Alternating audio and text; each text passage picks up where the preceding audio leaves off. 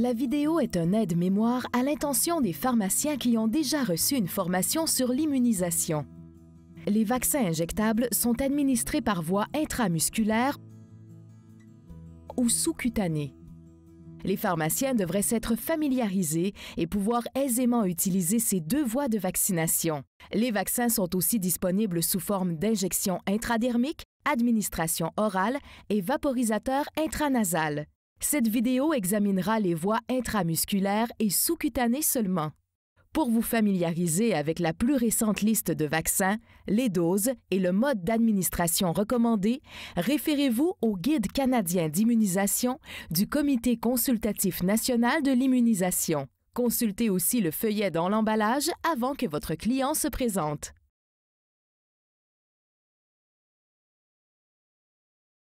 Votre poste de travail devrait être disposé de façon à optimiser la sécurité, la technique aseptique et le confort. Il est important que tout l'équipement et le matériel nécessaire soient à portée de la main, y compris des seringues et aiguilles de la capacité appropriée, tampons d'alcool, boules de coton, contenants pour objets tranchants, gants.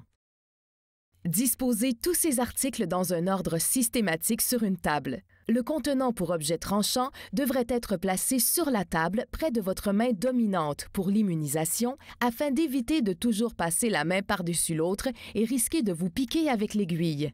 En plus de ces articles, il est important aussi de disposer d'un protocole en cas d'urgence, ainsi que d'avoir à votre portée des médicaments, fournitures et équipements pour administrer immédiatement des soins et prendre en charge une réaction anaphylactique. Autant que l'anaphylaxie se soigne bien, elle est aussi évitable. Avant d'administrer un vaccin, consultez le patient pour déterminer les facteurs de risque. Le personnel qui administre les vaccins doit prendre les précautions nécessaires pour minimiser la propagation des maladies des patients. Pratiquez l'hygiène des mains avant de préparer le vaccin, entre les patients à vacciner et plus souvent encore quand les mains sont salies.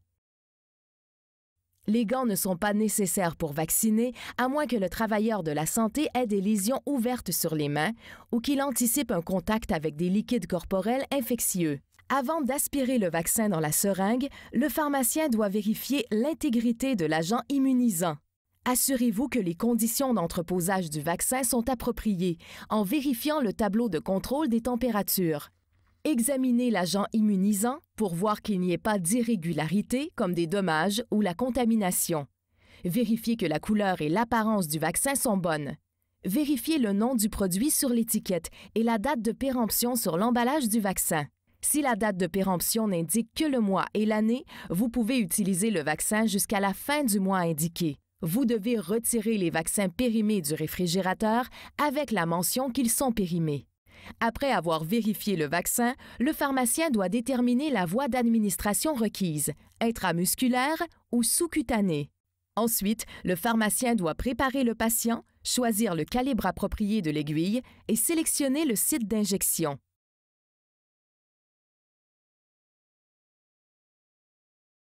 La position du patient est très importante. Le pharmacien doit s'assurer que le patient est confortable.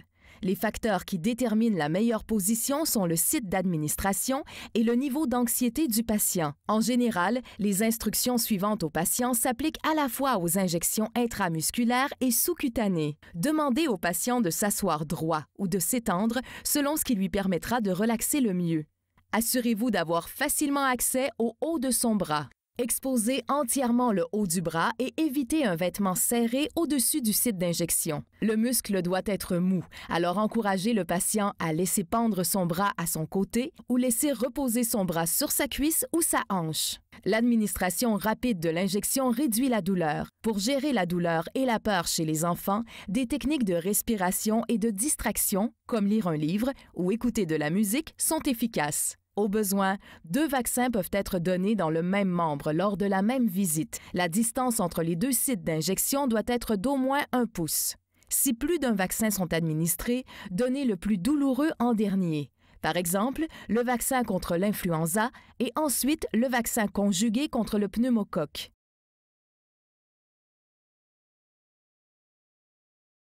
La sélection d'aiguilles est faite selon la voie d'administration choisie, la taille de la masse musculaire et la viscosité du vaccin.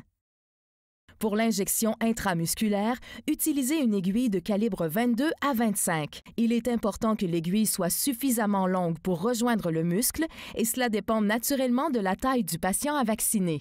Pour les enfants de 5 à 10 ans, l'aiguille doit mesurer au moins 1 pouce. Pour les adolescents et les adultes, les aiguilles doivent mesurer au moins 1 pouce à 1 pouce et demi. Le site recommandé pour l'injection intramusculaire constitue le muscle deltoïde du haut du bras. Les vaccins contenant des adjuvants sont administrés par injection intramusculaire. S'ils sont injectés par erreur par voie sous-cutanée ou intradermique, il pourrait se produire une inflammation ou induration accrue ou la formation de granulomes. Identifiez le site d'injection à l'aide du repérage. Imaginez un triangle dont la base est au bord inférieur de l'acromion et le sommet au-dessus du point d'insertion du muscle deltoïde. Le point d'injection est au centre du triangle, à une épaisseur de 2 à 3 doigts sous le procédé qui identifie l'acromion. Si l'injection est exécutée trop haut sur l'épaule, le vaccin peut pénétrer la bourse séreuse et causer une blessure. Après avoir sélectionné le site d'injection, préparez la zone par un mouvement circulaire avec un tampon d'alcool en allant du centre vers l'extérieur. Laissez sécher la zone.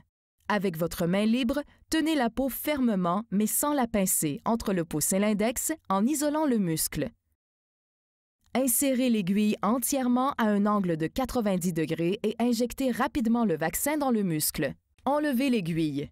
Si vous utilisez une seringue de sécurité avec aiguille rétractable, vous devrez appliquer une légère pression sur le piston pour vous assurer que l'aiguille se rétracte. Appliquez une légère pression sur le site d'injection avec une boule de coton ou de gaz, surtout s'il y a du sang. Ne frottez pas la zone, puisque des études indiquent que le frottement peut nuire à l'absorption du vaccin.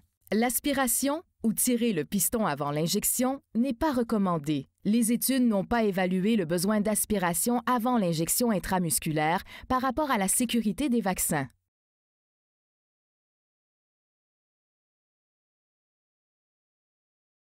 Les vaccins sous-cutanés sont injectés dans le tissu adipeux sous le derme en avant des triceps. Utilisez pour l'injection sous-cutanée une aiguille de calibre 22 à 25 d'une longueur de 5/8 de pouce. Le patient installé dans une position appropriée, les injections sous-cutanées sont administrées comme suit. Repérez le site entre l'acromion et le coude. Suite à la sélection appropriée du site, préparez la zone à l'aide d'un tampon d'alcool en effectuant un mouvement circulaire du centre vers l'extérieur. Laissez sécher la zone. Pincez la peau et le tissu adipeux entre le pouce et l'index pour soulever le tissu adipeux du muscle sous-jacent. Insérez l'aiguille à un angle de 45 degrés et injectez rapidement le vaccin dans le tissu. Enlevez l'aiguille et appliquez une légère pression sur le site d'injection avec une boule de coton ou de gaz. Abstenez-vous de frotter ou masser le site après l'injection.